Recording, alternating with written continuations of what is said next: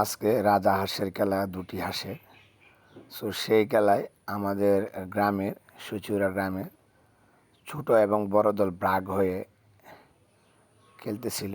সেই বড় দলের কোচ ছিলাম আমি, বড় দলের দায়িত্বে ছিলাম আমি। এবং বড় দলের খেলোয়াড়রা বর্তমান চ্যাম্পিয়ন, বিশ্ব চ্যাম্পিয়ন আর্জেন্টিনা দলের জার্সি পরিহিত যে দলটি, বড় দল, তাদের কোচের দায়িত্বে আমি নিজে ছিলাম। এই যে দেখতেছেন আমি টেকশন করতেছি।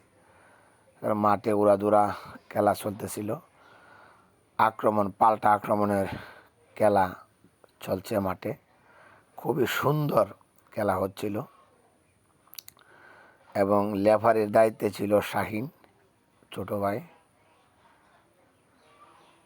আউটশট করলেন, সামান্য জন্য গোল হলো না। চমৎকার, আসলে ফুটবল মানে চমৎকার খেলা। ফুটবল খেলতে কার না মন চায়? প্রত্যেকটা মানুষই তার যৌবনকালে ফুটবল খেলেছে। ফুটবল এমন একটি খেলা, ভালো লাগার খেলা। ফুটবলকে ভালোবাসে না এমন মানুষ আপনি খুঁজে খুবই কম পাবেন। সো হাড্ডাহাড্ডির লড়াই ফুটবল খেলায় দুই গোলের সমতায় ছিল। আমি একটু টেনশনে ছিলাম। তারপর আমি অনেক গলা পাটাপাটি করে চিল্লাচিল্লি করেছি। আমার দলের প্লেয়ারদেরকে ডাকতেছি, এইখানে সমস্যা হচ্ছে, এখানে তোমাদের সমস্যা হচ্ছে, এইভাবে খেলো। তারপরে এই যে একটা কর্নার শট পেল আমার দলের পক্ষে।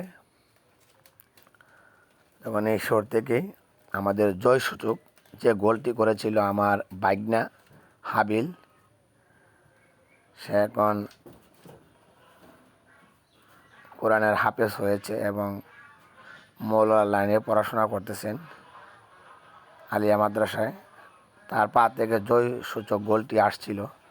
তারপর প্রায় সন্ধ্যা হয়ে আসছে, এমন সময় টাইম যেন শেষ হচ্ছে না।